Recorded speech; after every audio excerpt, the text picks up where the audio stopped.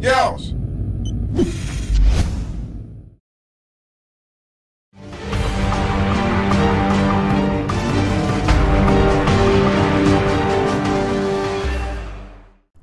What's up guys, Ninja TK here, bringing you some Team Deathmatch on Trimmer.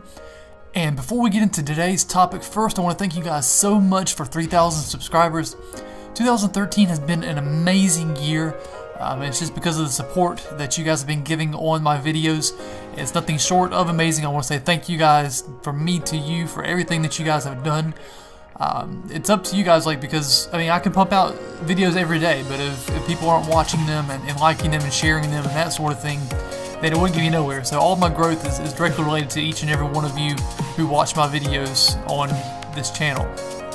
So today's topic is a major one in my opinion, and it's whether or not Call of Duty Ghosts is signaling the beginning of the end for the reign of Call of Duty.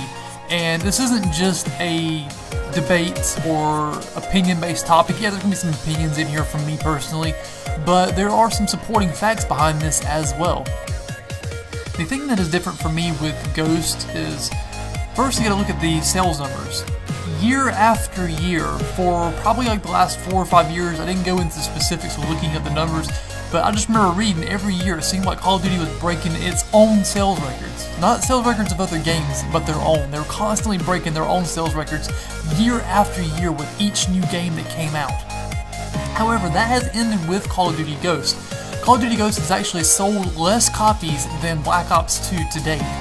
And while Activision can blame that on the next-gen systems coming out and people holding out, that sort of thing, so far there has not been a whole lot of people online on the Xbox One. I haven't gotten the Xbox One gameplay for you guys yet, but there has not been a whole lot of people on it. I've only seen around 25,000 on at a time on the Xbox One. So with that being said, that is not necessarily a reliable excuse, because the last numbers that I've seen for Ghost as far as their sales numbers have reached $500 million, which is nothing to sneeze at, don't get me wrong. But in some countries, it's been reported that the sales are down 50% from Black Ops 2. Not to mention that Rockstar, with its game Grand Theft Auto 5, sold 800 million. So with that number alone, Call of Duty Ghosts has been outsold by another game for the first time in who knows when. Much less the fact that it's actually sold less than previous titles that have been released. So what is the concern here? Well, there could be a few different things that have caused this issue. There are other games obviously coming out with the next generation systems, and a lot of people may be saving money and paying attention to all these future titles and even current titles such as Dead Rising 3 and Forza 5 and Rise and games like that are coming out. Much less you got Titanfall and Destiny and games like that are coming out in the spring. There are a lot of other games that people may be focused on instead of Call of Duty. Now with that being said, let's look at Ghost itself. The multiplayer, there wasn't a whole lot of information released on multiplayer, I felt like, and this is part of it that kind of goes into my opinion of things, but from what I've noticed, I'm all over the Call of Duty scene before the new games come out. Like, I want to know as much information as possible every time a new game comes out for Call of Duty. But this time around, they didn't give us a whole lot of information. They didn't really give us any gameplay. The only gameplay we really saw was from behind the scenes of big YouTubers who were getting to play it for like a minute or two at a time. And that was all we really got to see. There were no like multiplayer trailers that I really remember standing out to me, and multiplayer reveals that were all that special as compared to previous games. And then there's another issue too. Ghost, to me, it feels like an improved version of Modern Warfare 3. It really feels like they just kind of reskinned Modern Warfare 3 from the same part. And yeah, the graphics are better, and especially with the next generation consoles, there's a noticeable difference in the graphics. And once I get some gameplay, I'll definitely show it to you guys from that standpoint. But all in all, it really does feel like it's a revamped version of Modern Warfare 3. It's nothing special, it's nothing new. You know, they talk about the new engine. It's not really that impressive to me. Combine that with the fact that you die in 0.2 seconds on the game. You know, the traffic on the game hasn't been the same. Generally, I've only seen around 200 to 250,000 people online at a given time. Whenever Black Ops 2 and Black Ops 1 and Modern Warfare 3 came out, there were usually around 500,000 people for the first couple weeks of launch at minimum. So, let's look at another factor. Black Ops 2. So I think that Black Ops 2 actually had an impact on Call of Duty Ghosts. Because Black Ops 2 had many issues, and the longevity of the game seemed to, go in type of a downward spiral really quickly. A lot of people lost interest in Black Ops 2 just after a few months from its release, just because of so many issues with the game, and the game just didn't seem to be quite as fun as previous titles.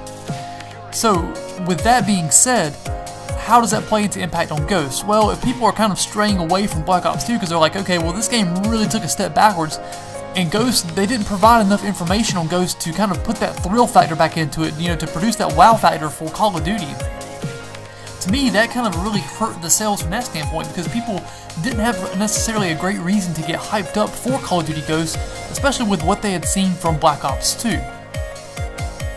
So with that being said, Call of Duty Ghosts, there are some issues in the game, even from the standpoint of MLG, which I know some people are interested in MLG and some people aren't, but for me, I was never really interested in MLG until I got into Team Caliber, and ever since then I've been an MLG fan. Like, it's really entertaining to watch, especially when I actually have a team that I have a legitimate interest in pulling for, obviously with Team Caliber, who've done really well so far, obviously, ever since their debut of the team. But Call of Duty Ghosts is a huge step back in terms of MLG, and let's be honest, while the majority of Call of Duty players could probably care less about MLG, MLG is the big money maker. That is where all the money comes in for competitive gaming, and really kind of generates, advertisement, and the game itself is really promoted through MLG, since Call of Duty is the go-to game for the MLG Pro circuit. However, MLG, if you watched any of the MLG Columbus event, which is the first MLG event for Call of Duty Ghosts, it really took a step backwards from Black Ops 2 because a lot of the functionalities aren't there. The Codcaster mode is tremendously declined compared to Black Ops 2. The kill feed is an issue. As you see, when they pull up the leaderboard, it's blocking the kill feed, so they had to create a whole separate area for the kill feed. And that just kind of looks sketchy. It doesn't really look professional from that standpoint. And just the availability of switching between screens and functions and everything else is just a big decrease from Call of Duty Ghosts to Black Ops 2. So to recap, do I think that Call of Duty Ghosts is the beginning of the end for Call of Duty, for Activision specifically, in regards to producing Call of Duty games? And as of right now, I would say yes. Due to next generation systems, people will slowly start to purchase those. I know they're a little bit pricey, but people will eventually come around to getting those systems more and more, and with the capabilities of those systems producing these amazing different types of titles and games and whatnot, I think that unless Call of Duty finds some type of magical, groundbreaking way to change what they do but still keep that Call of Duty feel, this could be it. This could be wrapping up, and the game could be going downhill in sales and people playing it from here on out. So that is all that I got for today. I hope you guys enjoyed the commentary and found this topic interesting. Let me know what you guys think, and we'll see you guys with the next video. Peace.